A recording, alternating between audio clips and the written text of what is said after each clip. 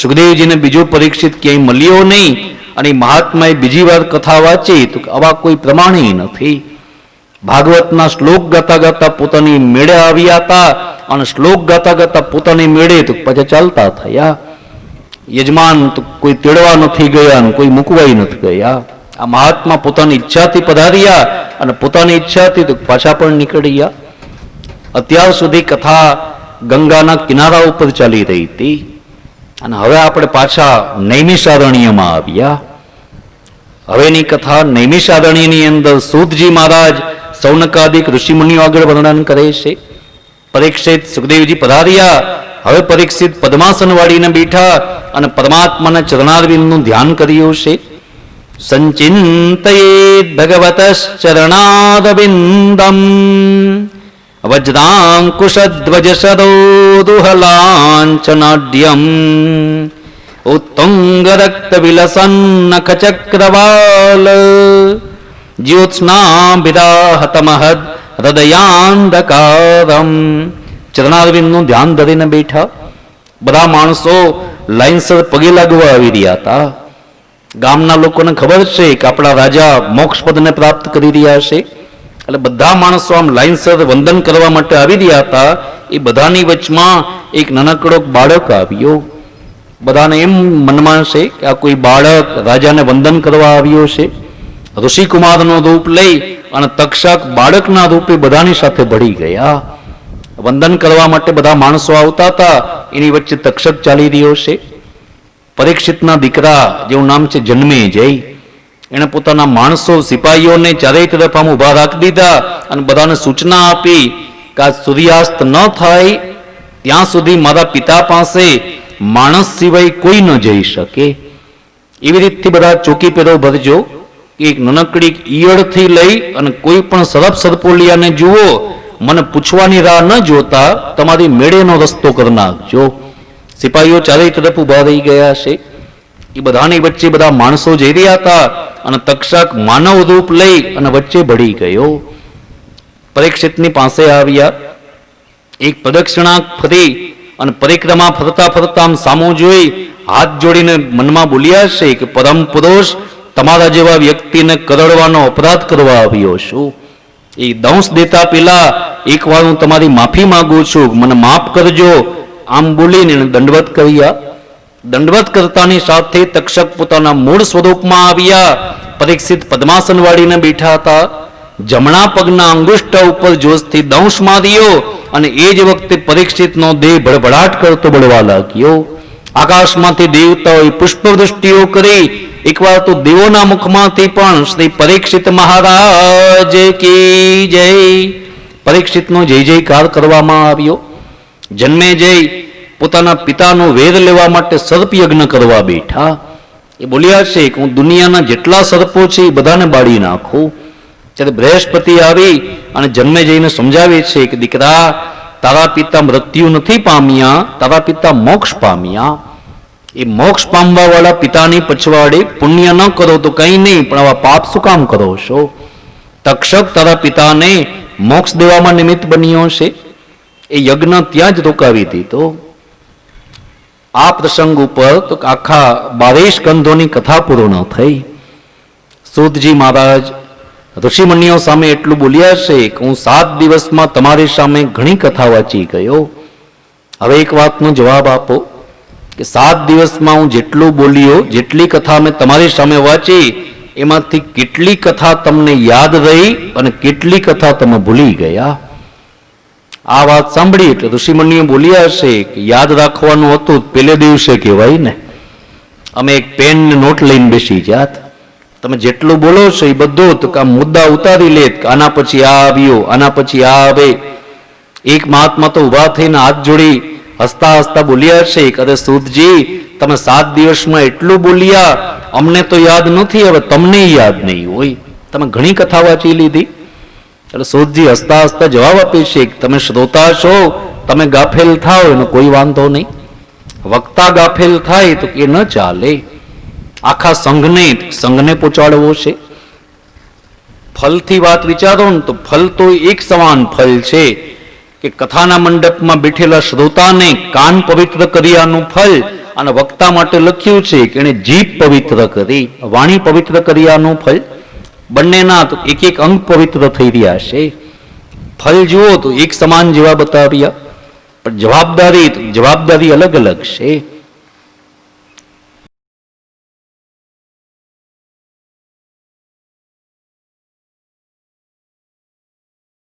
એક જ સ્ટેશનથી લઈ અને બીજા સ્ટેશન સુધીમાં જેટલી વારમાં પેસેન્જર પહોંચે છે એટલી જ વારમાં ડ્રાઈવર પહોંચે છે.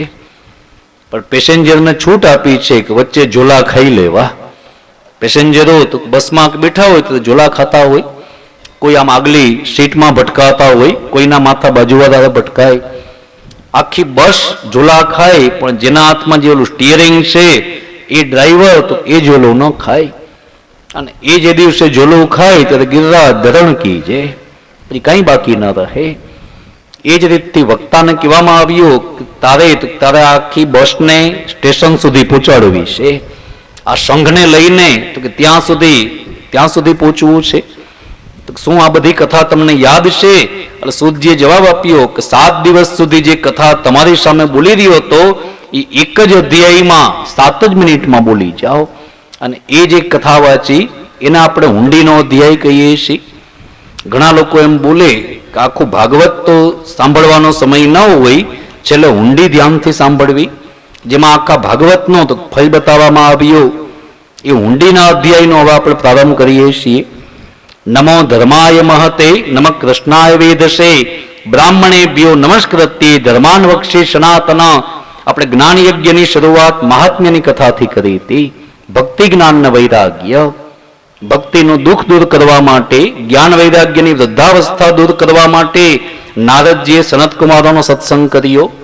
શ્રીમદ ભાગવત એવું દિવ્ય ગ્રંથ અસદગતિએ ગયેલા જીવને મુક્તિ અપાવે એ જ્ઞાન કરાવવા માટે મહાત્મ્યની અંદર તો એક નાનકડી કથા મૂકવામાં આવી. આત્મદેવ બ્રાહ્મણ, ધુંધુલી એના પત્ની, ધંધોકારીને ગોકર્ણ દીકરા, ગોકર્ણે પ્રેત થયેલા ધુંધોકારીને જ્ઞાન યજ્ઞ દ્વારા મુક્તિ અપાવી. ભક્તિનું દુઃખ દૂર થયું, જ્ઞાન વૈરાગ્યની વૃદ્ધાવસ્થા દૂર થઈ, યજમાનના બધા નિયમો વર્ણન કર્યા અને પદ્મપુરાણના 6 અધ્યાય મહાત્મ્ય સ્વરૂપે પૂર્ણ કર્યા. આપણે પ્રથમ સ્કંદમાં પ્રવેશ્યા. સૂતજી અને સૌનકાદિક ઋષિમુનિઓનું મિલન થયું. સૂતજીએ મંગલાચરણ કરી કથાનો પ્રારંભ કર્યો. વ્યાસ અને નારદજીનો સંવાદ, નારદજીના પૂર્વજન્મની કથા. વ્યાસજી સમાધિસ્થ બન્યા, ગણપતિજીને લેખક બનાવ્યા અને અધિકારી સુધી કથામાં પૂછવા માટે મહાભારત અંતર્ગત પ્રસંગો વર્ણન કર્યા. ભીષ્મ સ્તુતિ, કુંતા સ્તુતિને વર્ણન કરી પરમાત્માએ બ્રહ્માસ્ત્રના અગ્નિથી પરીક્ષિતની રક્ષા કરી. એ પરીક્ષિત જન્મની કથા. નારદજી દ્વારા બાળકનું નામકરણ કરવામાં આવ્યું. પરીક્ષિત રાજગાદી ઉપર બેઠા, શિકાર કરવાની ઈચ્છા થઈ, તપસ્વી ઋષિમાં શંકા ગઈ, એની પરીક્ષા કરવા ગયા. ઋષિના દીકરાનો શ્રાપ લાગ્યો, સર્વસ્વ છોડીને ગંગાના કિનારા ઉપર આવ્યા અને સુખદેવજીનો સમાગમ થયો. ત્યાં પ્રથમ સ્કંદના 19 અધ્યાય પૂરા થયા. આપણે બીજા સ્કંદમાં આવ્યા. દ્વિતીય સ્કંદ સાધન લીલા. સુખદેવજી બોલવાની શરૂઆત કરી કે રાજા તારો પ્રશ્ન માન દેવા લાયક છે. સૂક્ષ્મ બ્રહ્મ સ્થૂળ બ્રહ્મની ઉપાસના પદ્ધતિ સમજાવી, મંગલાચરણ કર્યું અને પછી બોલ્યા કે હવે તારી આગળ 10મી લીલા ગાઉં છું. બીજો સ્કંદ પૂર્ણ કરી ત્રીજા સ્કંદમાં પ્રવેશ થયો. સર્ગ લીલા. વિદુરજીથી કથાનો પ્રારંભ કરવામાં આવ્યો. ભગવાન અકિંચન ભક્તનું દ્રવ્ય સ્વીકારવા માટે દુર્યોધનનો 56 ભોગ છોડી અને વિદુરજીના આંગણે પધાર્યા અને એના ઉપર કૃપા કરી. વિદુર અને સુવિભા ઉપર કૃપા થઈ. વિદુરજી યાત્રા કરવા માટે નીકળ્યા. ઉદ્ધવજી પાસેથી બધા સમાચાર જાણ્યા. મૈત્રેય મુનિના આશ્રમમાં ગયા અને ઉત્પત્તિ લીલાથી કથાનો પ્રારંભ થયો. પરમાત્માએ બ્રહ્માને ઉત્પન્ન કર્યા. ભગવાનના વરાવતારની કથા. હિરણ્યાક્ષને માર્યા, પૃથ્વીને જલ ઉપર સ્થાપ્યા. બ્રહ્માજીને કહેવામાં આવ્યું કે આના ઉપર સૃષ્ટિનું સર્જન કરો. અનેક સૃષ્ટિ બનાવ્યા પછી મૈથુની સૃષ્ટિનો પ્રારંભ થયો, જેમાં મનો અને શત્રુપા નામના યુગલને ઉત્પન્ન કર્યા. જેને ત્યાં 5 સંતાન, 3 દીકરીઓ થયા, 2 દીકરા, જેમાંથી દેવહૂતિ દીકરીના લગ્ન કરદમ નામના ઋષિ સાથે કરવામાં આવ્યા. તેને ત્યાં 9 દીકરીઓના જન્મ થયા અને ભગવાન કપિલ અવતાર લઈને પધાર્યા. કપિલ ભગવાને માતા દેવહૂતિને સાંખ્યયોગનું જ્ઞાન આપ્યું અને માં સિદ્ધપદને પ્રાપ્ત કરી ગયા. ત્યારે ત્રીજા સ્કંદના 33 અધ્યાય પૂરા થયા.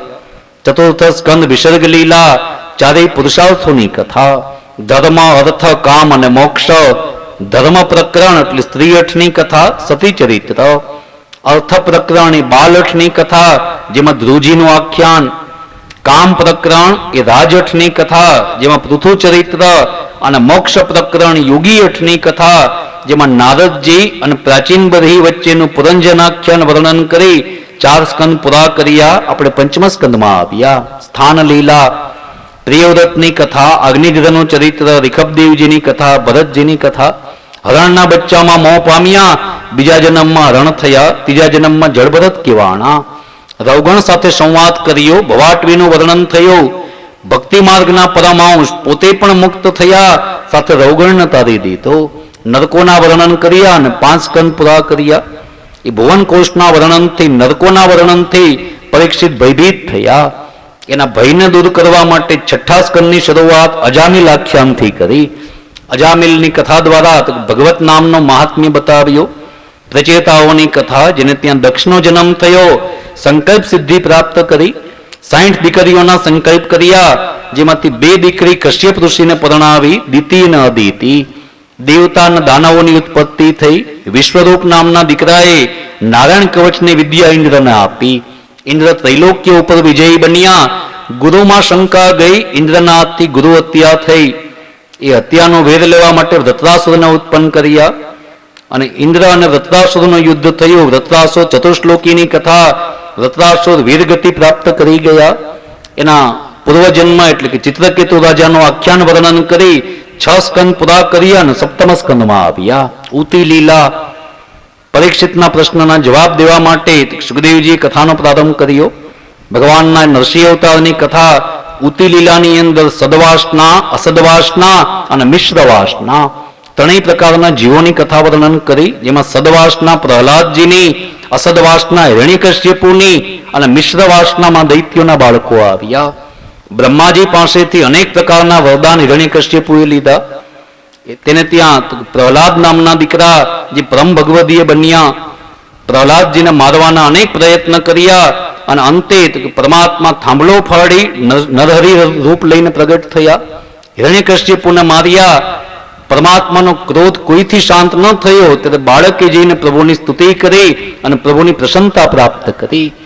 દૈત્ય કુલ ઉપર ભગવાને કૃપા કરી. બ્રહ્મચારી, ગ્રહસ્થી, સંન્યાસીના લક્ષણ વર્ણન કરી 7 સ્કંદ પૂરા કર્યા અને 8મા સ્કંદના મન્વંતર લીલામાં પ્રવેશ થયો.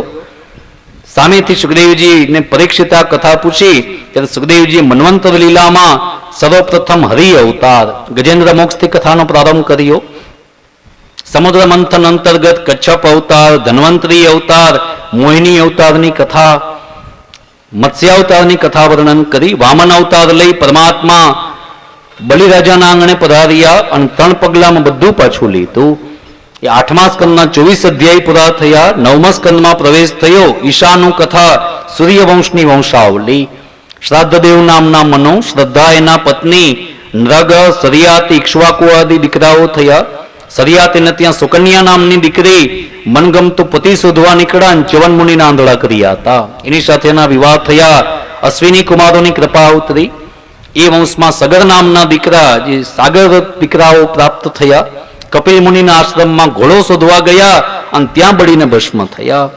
એ વંશમાં ખટવાંગ નામના રાજા, એને ત્યાં દીર્ઘબાહુ, એને ત્યાં રઘુ નામના દીકરા, જેથી રઘુવંશની શરૂઆત થઈ. રઘુને ત્યાં પૃથુશ્રવા, પૃથુશ્રવાને ત્યાં અજને ત્યાં મહારાજા દશરથનો જન્મ અને દશરથ રાજાના 3 વિવાહોની કથા. પુત્રેષ્ટિ યજ્ઞ કર્યો. સંક્ષિપ્તમાં 2 અધ્યાયથી રામાયણની કથા વર્ણન કરી. ભગવાન મર્યાદા પુરુષોત્તમ રામ પધાર્યા.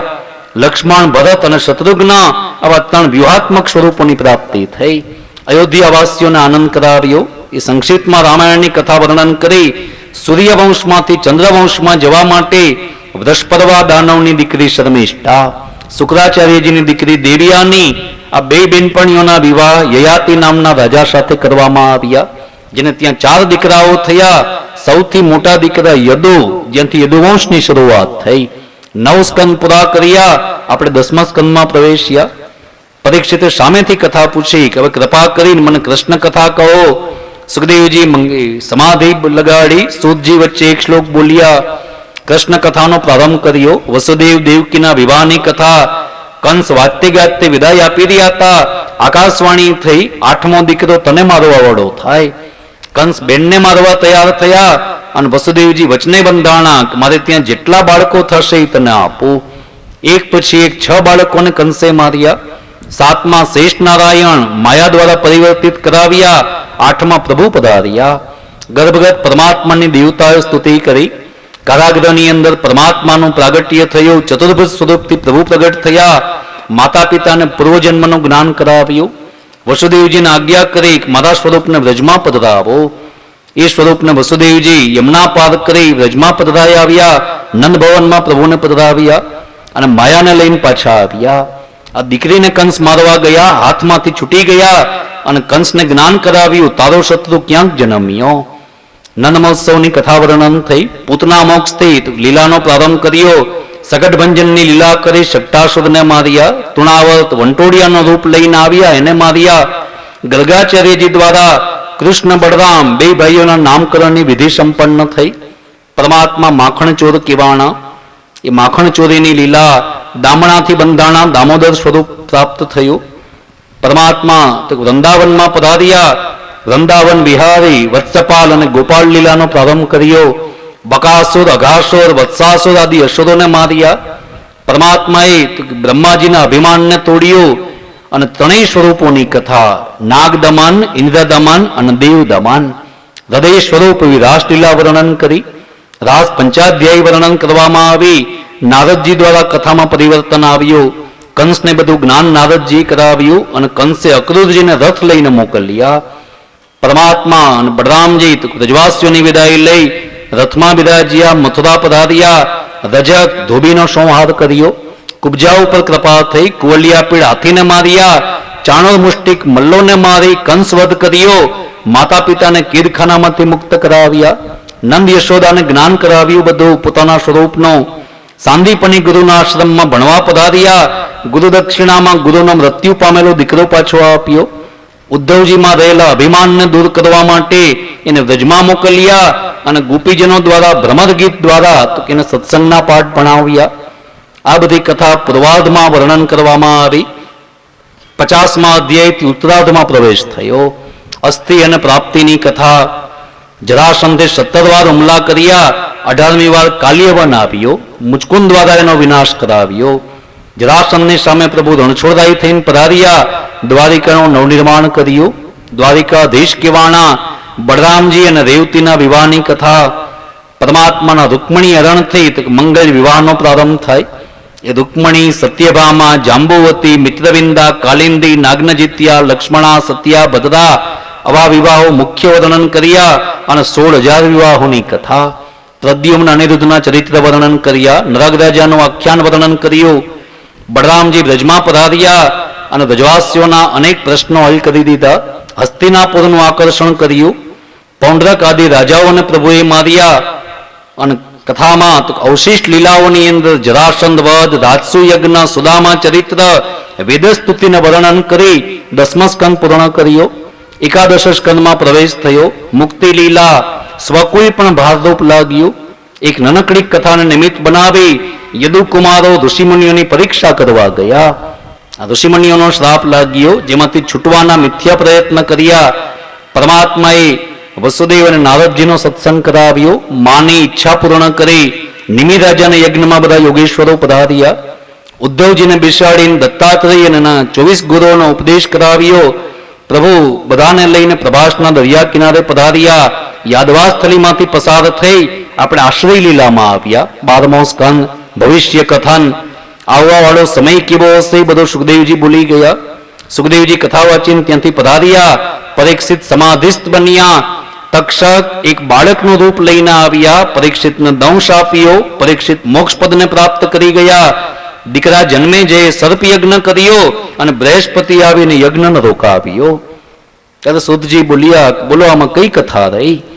બધા ઋષિમુનિઓ બહુ પ્રસન્ન થયા કે જે કથા 7 દિવસ સુધી વાગોળતા હતા આમ એક જ સાથે બધી કથા બોલી ગયા. જુદા જુદા મણકા એક માળામાં પોરવી અને સામે આપી દીધા. ઋષિમુનિઓ બધા પ્રસન્ન થઈને બોલ્યા છે કે સૂત, અમે તો બ્રાહ્મણ ઋષિમુનિઓ તમને શું દક્ષિણા આપીએ? પણ એટલું જરૂર કહી છે કે દક્ષિણામાં તમને ખૂબ આશીર્વાદ આપીએ છીએ. સતંજીવ ચિરંજીવ, ઘણું જીવજો, હજારો માણસોના કાન પવિત્ર કરજો, અનેક લોકોની સામે કથા વાંચી એના જીવનમાં પ્રકાશ પાથરજો. આવા બધા આશીર્વાદો આપ્યા છે. અને સૂતજી મહારાજ કથાને જ્યારે પૂર્ણ કરવા જઈ રહ્યા છે, આ મહાત્માના મુખમાંથી શબ્દો નીકળ્યા, ભવે ભવે યથા ભક્તિ પાદયો સ્તવ જાયતે તથા કુરુષ્વ દેવેશમ નાથસ્ત્વમ નો યત પ્રભો નામ સંકીર્તનમ યસ્ય સર્વ પાપ પ્રણાસનમ પ્રણામો દુઃખ શમન તમ નમામિ હરિમ પરમ. વંદનથી શરૂઆત, વંદનથી મધ્યાવધિ અને અંતમાં પણ વંદન. છેલ્લા શ્લોકમાં પણ કહેવામાં આવ્યું તમ નમામિ હરિમ પરમ. વંદન કરી અને કથાને પૂર્ણ કરી. હવે સુધજી એટલું બોલ્યા છે, સ્વસ્તિ શ્રીમદ ભાગવતે મહાપુરાણે પારમૌસ્યામ સંહિતાયામ વૈયાશિક્યામ અષ્ટાદશ શાસ્ત્રામ દ્વાદશ સ્કંદે ત્રયોદશોધ્યાય. શ્રી ગોવર્ધનનાથ કી, શ્રી કૃષ્ણ કનૈયા લાલ કી. ભાગવતમાં એવો નિયમ છે કે કથા પૂર્ણ કરી અને છેલ્લે 3 વખત હરિનામનો ઉચ્ચાર કરવો. એટલે જે રીતથી બોલાવો એ રીતથી આપ બધા કૃપા કરીને બોલજો. ઓમ હરયે નમઃ, ઓમ હરયે નમઃ, ઓમ હરયે નમઃ.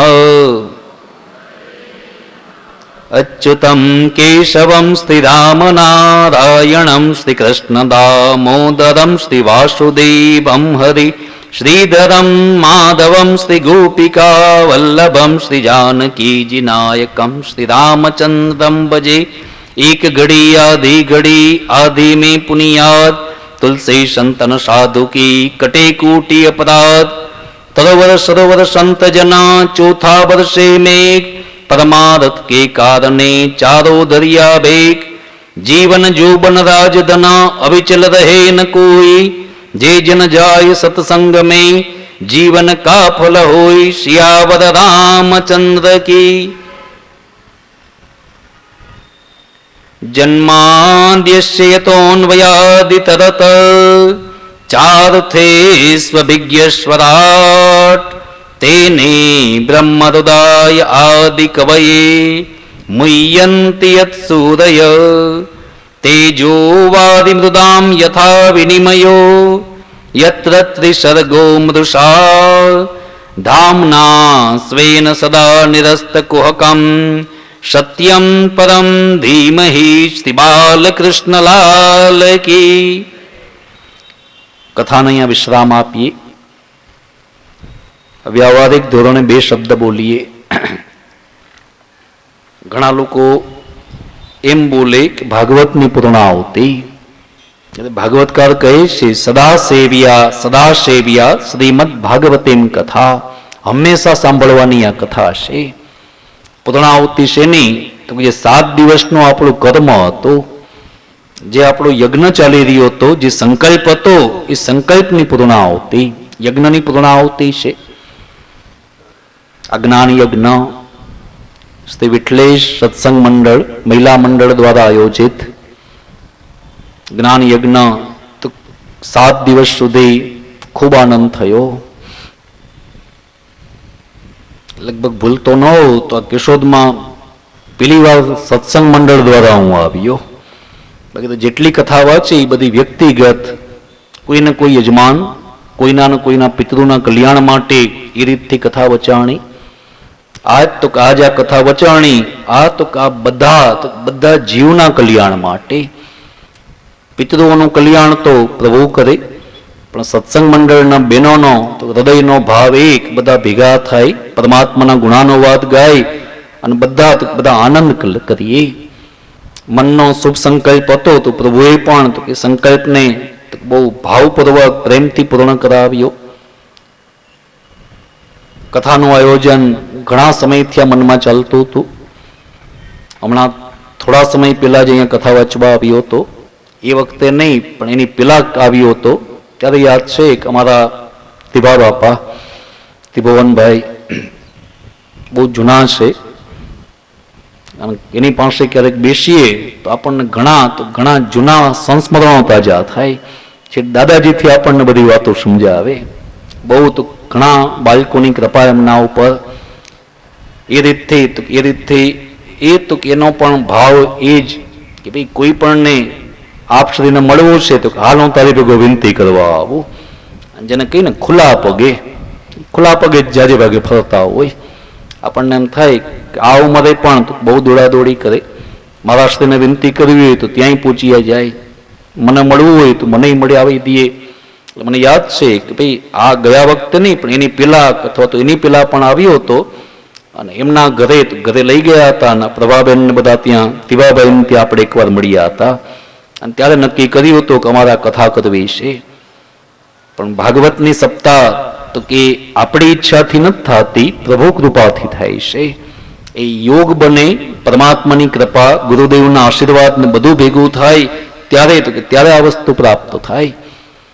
એટલે હમણાં જ્યારે પાછા કથામાં આવ્યા ત્યારે યોગ બન્યો અને એ પ્રભાબેન ને બધા મળવા આવ્યા, મહિલા મંડળ ને બધી વાત કરી કે આ રીતથી પૂજ્ય કાકાજીના આશીર્વાદથી એટલે કે વિઠ્ઠલનાથજીની કૃપાથી અને મુરલીરાજાના આશીર્વાદથી આ સત્સંગ મંડળની સ્થાપના થઈ.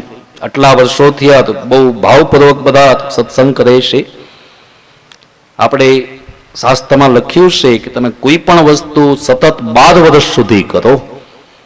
કોઈ પણ મંત્ર, કોઈ પણ વસ્તુ ગમે એ તમારી રીત સતત 12 કરો એટલી સિદ્ધ થઈ જાય. તો એ રીતે તમે પણ 15 વર્ષ વિતાવ્યા એટલે એમ કહી શકાય કે 12 વર્ષ થયા તો તમે સિદ્ધ થઈ ગયા. પછીના 3 વર્ષ તો કે સોનામાં સુગંધ પડી. મહિનામાં કરીએ તો આપ શ્રીને બધા પધારી ન શકે. મોટા મોટા મનોરથ ને બધું હોય. સેવામાં પણ રહેવું પડે. એટલે વળી પાછું નક્કી થયું એ ત્યાં વિનંતી કરવા ગયા અને એ વખતે નક્કી કરવામાં આવ્યું કે ભાઈ અધિકમાં નહીં, જરાક કથાને સમય થોડો ફેરવો. અને પ્રભુ કૃપાથી તો આ સમય નીકળ્યો, જેઠ મહિનાનો તો આ સમય. પ્રશ્ન એ હતો કે ભાઈ બધા જેમ બને એમ જાજા વૈષ્ણવો લાભ લઈ શકે એવી કોઈક જગ્યા વિચારીએ કે કઈ જગ્યાએ કથા બેસાડવી. એ પણ પ્રશ્ન હતો. આ જગ્યા પણ જેની છે, જેનો આ આખો પ્લોટ છે, એને પણ તો પ્રભુની કૃપા, ભાગવતજીના આશીર્વાદ, આ જગ્યામાં કથા થઈ, જગ્યા પણ પાવન બને. આટલું ભગવત નામ અહીંયા લેવાય, આટલા ભગવદીય વૈષ્ણવોના અહીંયા ચરણ પડ્યા, એ ચરણમાંથી રજ અહીંયા ખરી. એ રીતથી જોઈએ તો આ જગ્યા પણ એટલી ઉત્તમ બની ગઈ. મનમાં વિચાર એ હતો કઈ જગ્યાએ, સારું થયું કે બહુ ઉત્તમ સ્થાન ને બધું મળી ગયું. પણ પ્રશ્ન એ હતો કે ચોમાસાના દિવસો ચોમાસાના હતા. ક્યારે વરસાદ આવી જાય કઈ નક્કી ન હોય. જેઠ મહિનો અને જેઠ એવા હોય લાજ કઢાવે ખરા